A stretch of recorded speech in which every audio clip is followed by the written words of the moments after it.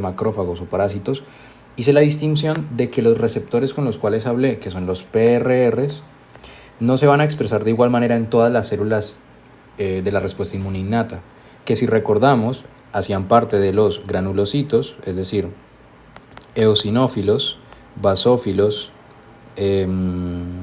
neutrófilos, tenemos macrófagos, tenemos monocitos, tenemos células dendríticas, tenemos los mastocitos, tenemos luego las células NK, los linfocitos T gamma delta, luego tenemos los linfocitos B, B1 y las células linfoides innata, tanto 1, 2 y 3. Acá tenemos 3, 4, 5, 6, 7, 8, 9, 10, 11, 12 y 3. De estas 13 células, los únicos que no expresan PRRs de ningún tipo de los que estábamos nombrando en los videos pasados son las células linfoides innatas, los linfocitos BB1, los linfocitos T gamma delta, las NK, y ahí están las 6, porque tenemos 3 y los 3 de acá, son los 6. Los mastocitos expresaban, ya dijimos, PRRs y también expresaban fracciones de antígeno, al igual que proteínas de complemento. Las células dendríticas son las que más tienen, y las vamos a ver en el próximo video.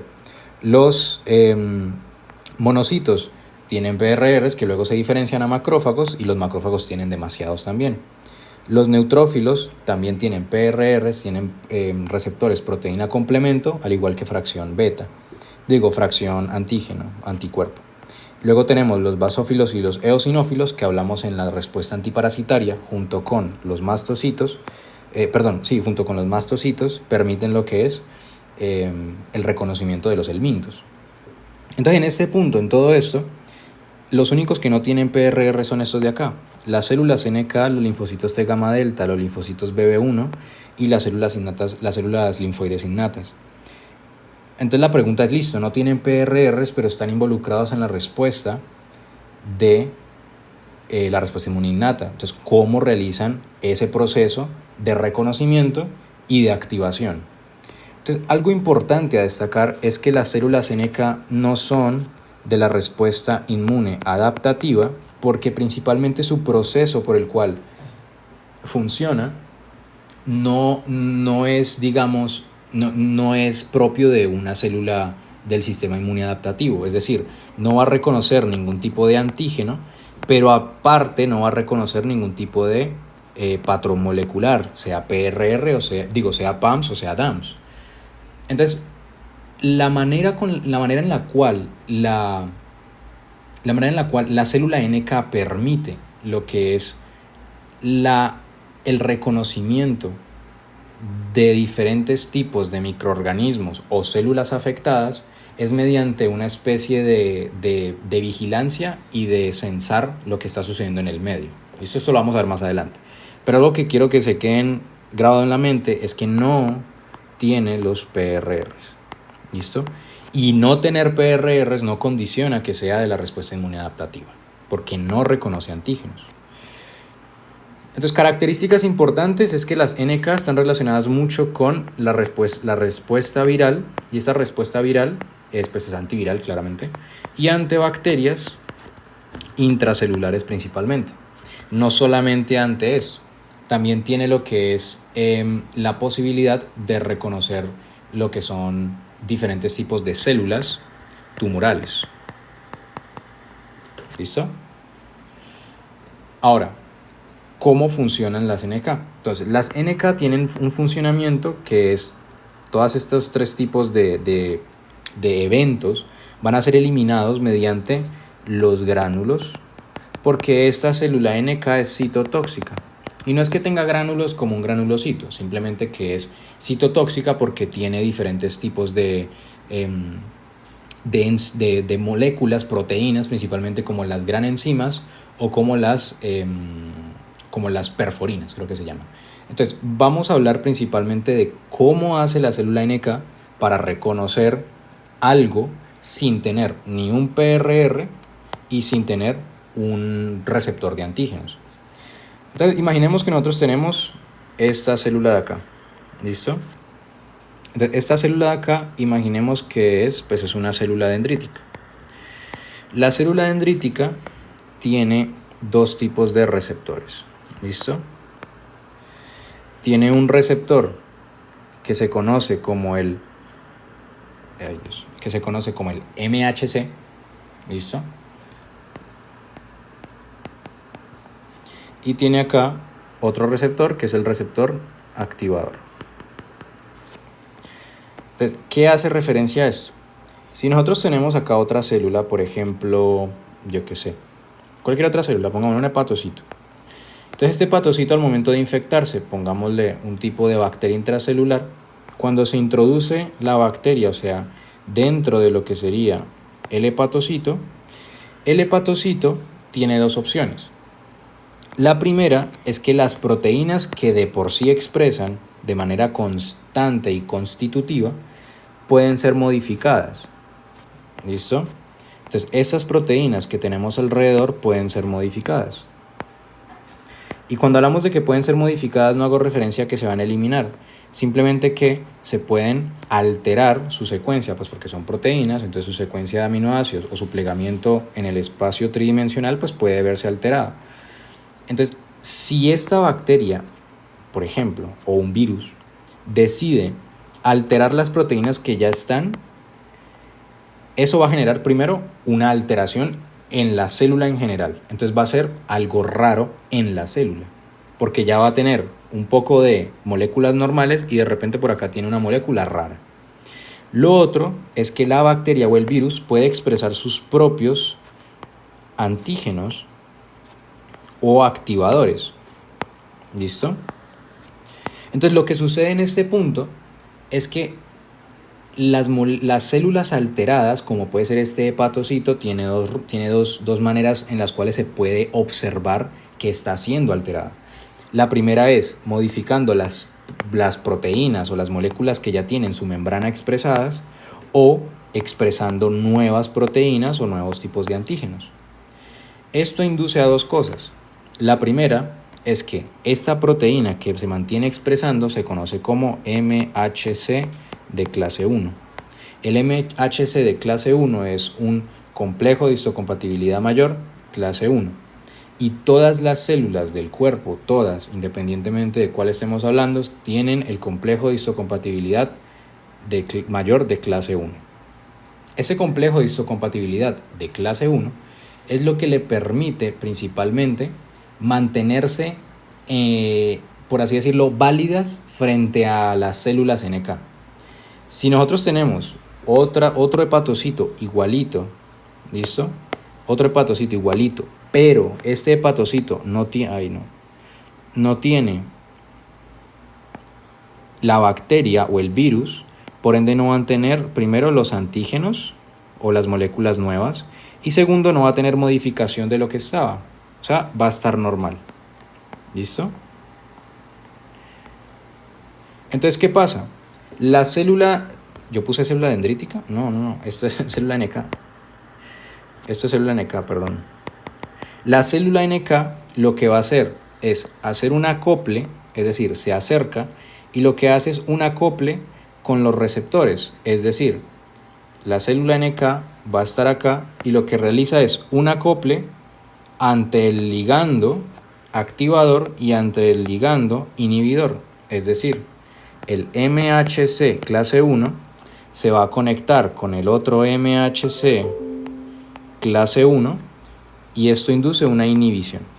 Pero este activador también se va a unir a otro activador. Entonces esto induce una activación. Cargas opuestas pues se contrarrestan y por ende esto queda en ceros.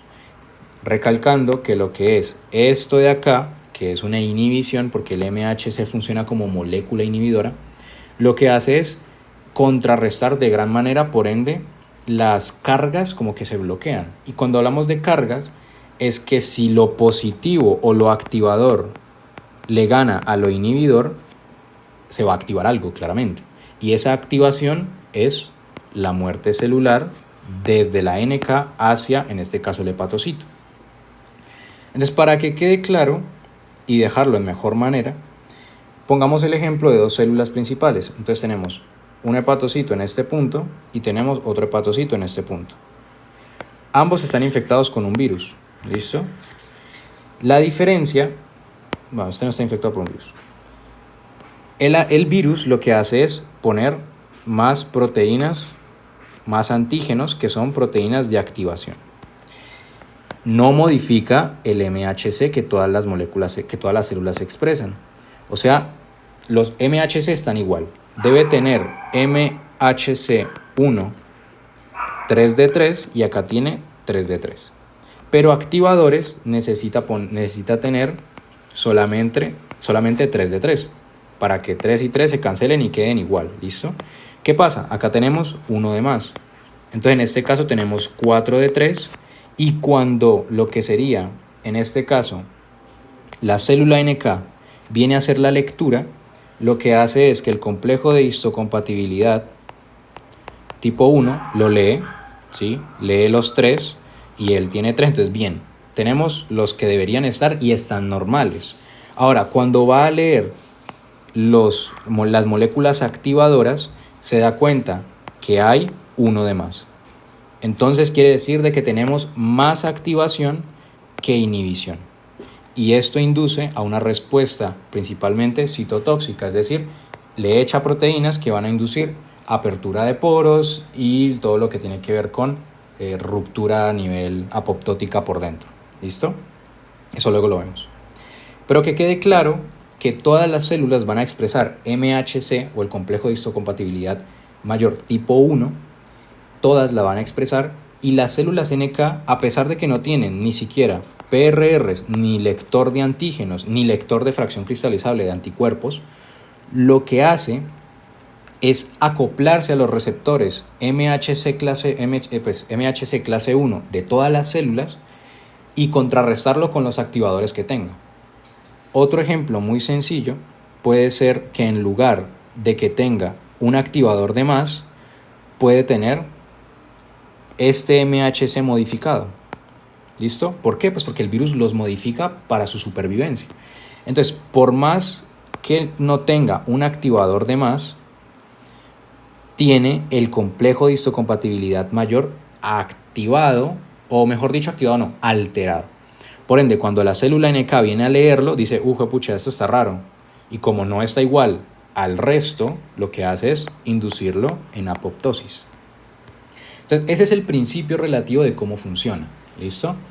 Entonces, esos son los receptores de activación y los receptores de inhibición. Los receptores de inhibición siempre van a estar expresándose en todas las células, es decir, en todos los tipos celulares, siempre van a haber MHC clase 1, siempre, siempre, siempre.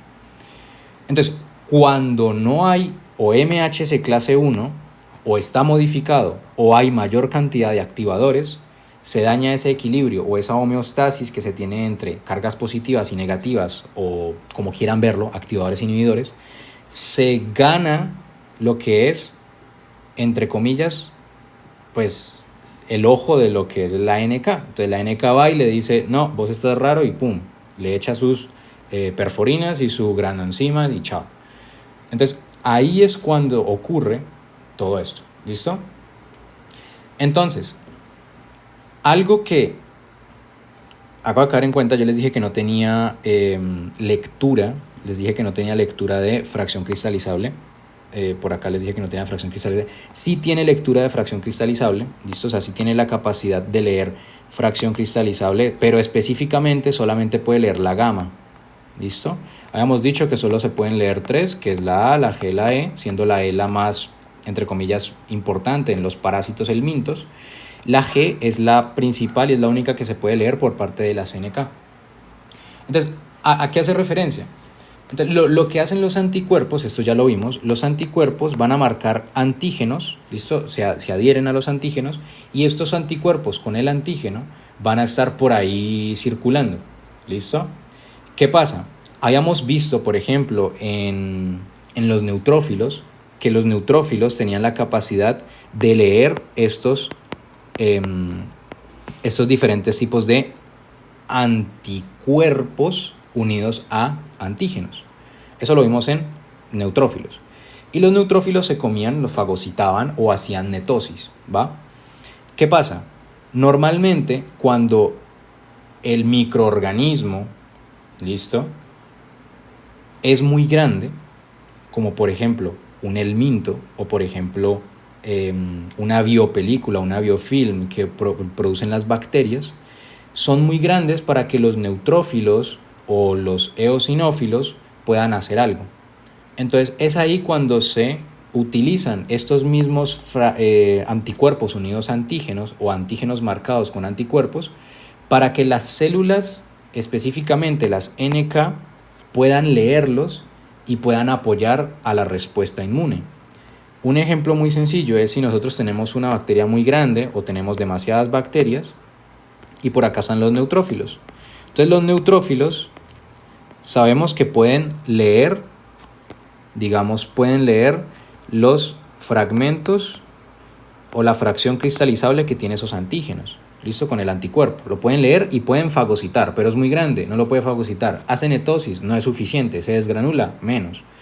Entonces ahí cuando los diferentes tipos de estas fracciones cristalizables, es decir, el antígeno unido al anticuerpo, es cuando viajan o cuando la célula NK las lee, las detecta porque también tiene receptores a fracciones cristalizables y lo que hace es apoyar a la respuesta contra, en este caso sería la bacteria. ¿Listo? La ataca. Entonces, eso es una manera, es como la segunda vía que tiene las células NK de apoyar. Entonces, a modo de resumen, para continuar, a modo de resumen tenemos dos vías. ¿Listo? La primera vía es tratar de regular o tratar de mantener esa vigilancia en el equilibrio de activadores, muchas moléculas, independientemente de cuál sea, y de inhibidores. Todas siempre van a ser complejo de inmunocompatibilidad mayor clase 1, es decir, el MHC1. Si no tiene MHC1, está raro y lo induce en apoptosis.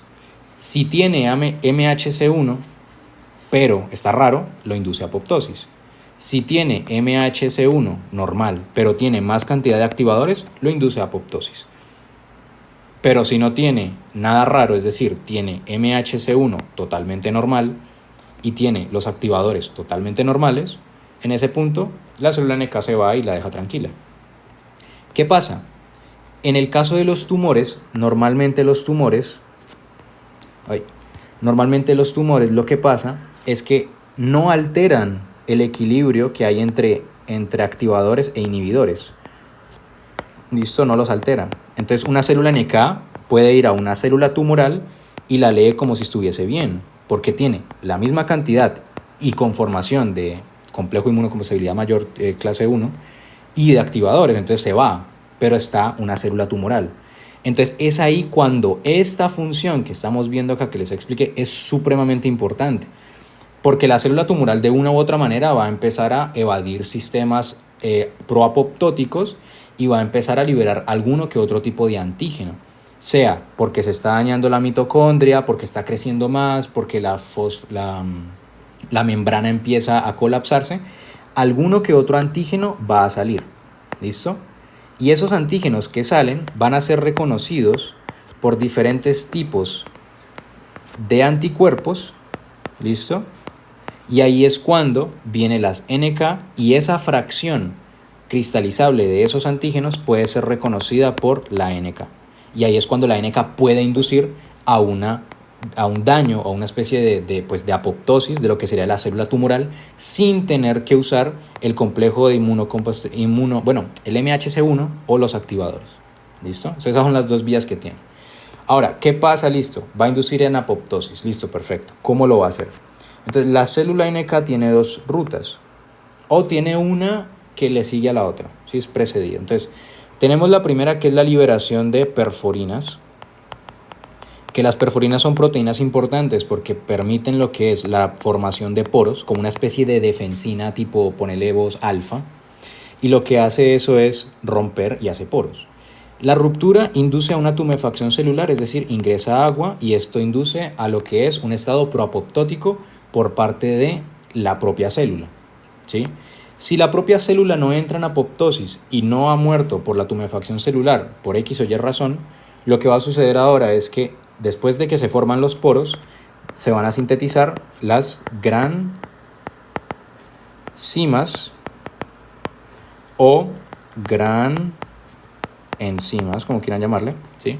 Y estas granzimas o granenzimas van a entrar, van a activar las caspasas y mediante vía de caspasas inducen a una apoptosis o pues por vía extrínseca, y pues induce la caspasa 3 y esta pues muere. ¿Listo? Entonces eso es principalmente lo que sucede a nivel de, por ejemplo, las células NK. ¿Listo? Algo para recalcar es que la NK es estimulada principalmente por la interleuquina 15. La interleuquina 15, no sé si les suena, pero la estudiamos mucho en lo que es la familia de citoquinas, hematopoyetinas, clase 1. ¿Listo? Estas, principalmente los que hacen parte de la gama común, están siendo, digamos, compartidas por el receptor gamma común, por la cadena gamma común, por 3 tipos de citoquinas importantes: la IL-2, la IL-7 y la IL-15. ¿Qué pasa? Si la IL-15 es necesaria para estimular el desarrollo de las células NK, si no se tiene IL-15, ocurre lo que se conoce pues como una deficiencia de células NK, y esto induce a ¿qué? A un mayor grado de infecciones por parte viral. ¿Qué hacía la IL-15? La IL-15 tiene 2 funciones. La primera es permitir la sobrevida de los linfocitos TCD8 de memoria. Y aparte de eso, también induce a las NK, es decir, permite maduración y permite su función. Lo que es la IL-7, pues ya para completar la idea, tenemos lo que es la manutención o la sobrevida de los linfocitos TCD4 de memoria. ¿Listo? Y luego tenemos la IL-2, que la IL-2 se encarga de lo que sería la maduración. Digo, la diferenciación de las células de los linfocitos T. Y aparte la IL-7 se encarga de madurar los linfocitos T. ¿Listo? Entonces, por eso en la inmunodeficiencia grave combinada o inmunodeficiencia combinada grave ligada al X, estas son las más afectadas porque comparten la cadena gamma común, y si esta cadena gamma común no funciona, pues ahí es cuando ocurre que no hay NK, se enferma el niño por muchos virus, no hay linfocitos T porque no hay ni siquiera maduros, y no hay ni siquiera diferenciación y proliferación, y no hay ni siquiera que se sostengan en el tiempo. Entonces por eso es súper grave. Algo importante como para finalizar es que cuando hablamos de las células NK, no solamente sintetizan granenzimas y pues perforinas. Todos ya hemos visto que siempre sintetizan citoquinas, ¿no? Una de las citoquinas que sintetiza las NK principalmente, si estamos hablando de que estas hacen parte de ataque de bacterias intracelulares y virales, es también pedir el apoyo por parte de otras células que hagan lo mismo. Por eso la síntesis del interferón gamma es una de las favoritas por parte de la NK. ¿Listo? Y si recuerdan lo que es la síntesis del interferón gamma y el interferón beta y alfa, inducen a estados antivirales, y especialmente el interferón gamma habíamos visto que estimulaba la familia o la subpoblación de macrófagos tipo 1, ¿sí? Que inducían a una respuesta proinflamatoria y fagocitosis, y que luego los M2, mediante la inducción de IL-13 y de la 13 y de la IL-4, pues inducían a un estado antiinflamatorio.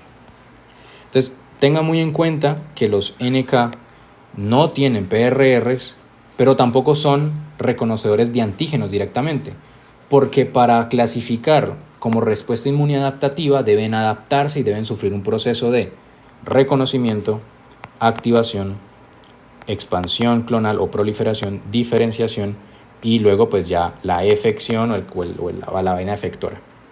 Y en la NK vimos que no sucede eso. Lo que sucede es lo contrario, es una respuesta inmune adaptativa. Reconoce algo, está bien, no pasa nada. Reconoce algo, está mal, lo induce a apoptosis. Entonces no tienen PRRs, reconocen ante respuestas antivirales, respuestas bacterianas intracelulares y células tumorales. ¿Cómo lo hace? Mediante dos rutas. El reconocimiento del complejo de histocompatibilidad mayor tipo 1, que siempre está expresado en todas las células, y si hay un desequilibrio entre estos, que son inhibidores, a los activadores, pues ahí es cuando se induce a apoptosis. Y la otra es por la fracción cristalizable que reconoce el antígeno anticuerpo. ¿Cómo hace la apoptosis? Por dos formas. La primera es por perforinas para perforar y por gran enzimas para inducir a apoptosis, si es que las perforinas no fueron suficientes para generar tumefacción celular. Y el interferón gamma induce, y no solamente interferón gamma, ¿no? Interferón gamma, o sea, tipo 1 y tipo 2. El tipo 2 es gamma y otros más, el tipo 1 es alfa y beta, ¿listo? Entonces, que tengan en cuenta eso. ¿Por qué? Pues porque si están relacionados con respuestas antivirales y antimicrobianas o pues antibacterianas, pues tiene todo el sentido del mundo.